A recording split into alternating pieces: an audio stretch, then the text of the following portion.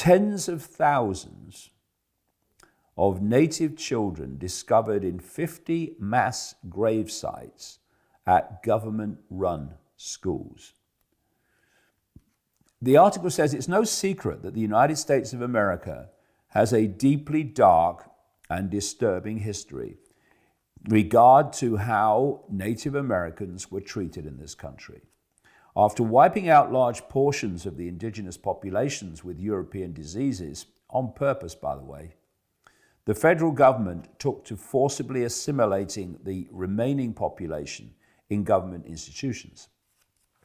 In the 19th and 20th centuries, hundreds of federal schools were set up across the country in which native children were taken from their families and tribes to be re-educated into the American way of life.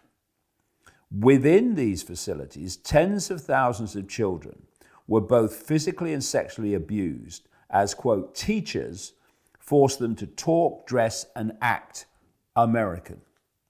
In these boarding schools, children were prohibited from speaking their Native American language and forced to assimilate into society.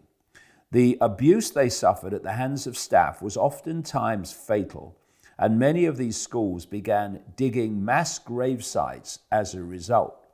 This was going on in the United States, the land of freedom.